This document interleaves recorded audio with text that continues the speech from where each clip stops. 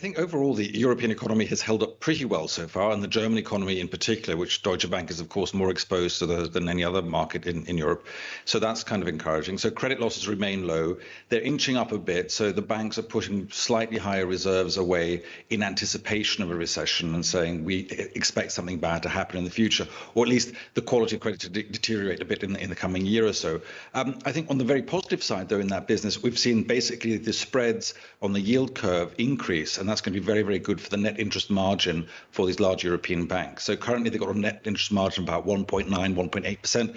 I expect that to see a boost this quarter as we've seen basically the yield curve steepen in the Eurozone. So that's a very positive thing for that sector overall. In terms of net interest income, clearly higher interest rates is a positive, yet we haven't seen a universal positive reaction in European banks in terms of their stock performance. Why is that? And what is the sort of net effect that we should expect when it comes to bank earnings moving forward?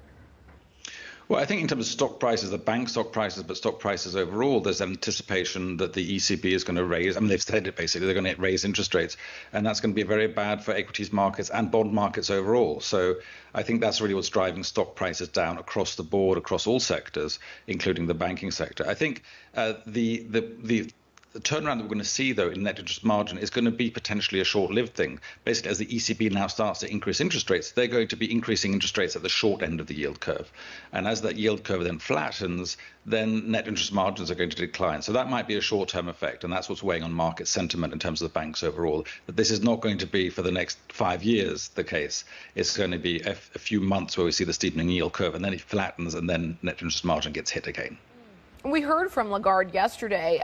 She gave some commentary to European Parliament and basically reaffirmed her commitment, her pledge to deal with fragmentation. And the market seems to have interpreted that as confirmation that they will push ahead with interest rate hikes because they are going to have this mechanism in place to control fragmentation. Was that the right read? And do you feel more confident now after hearing from her that we are going to see the ECB proceed with rate hikes moving forward?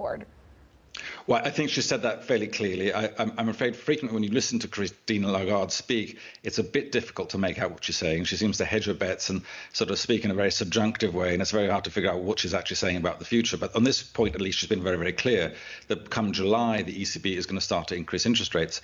Now, I think to echo what Saving was saying just before as well, is you could argue that it's a bit late in the game. Now, the ECB has had an ultra-loose monetary policy. I mean, we've seen interest rates in negative territories for years on end, which has been a quite remarkable thing. So as we hike things up now, of course, there's a risk that things teeter into recession.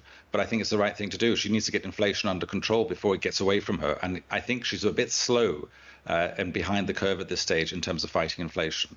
Increasing interest rates basically from 0 to 0.5% or whatever the increase is going to be is not exactly a very tough inflation fighting stance. That's a pretty tepid move in the right direction, but a very, very small one.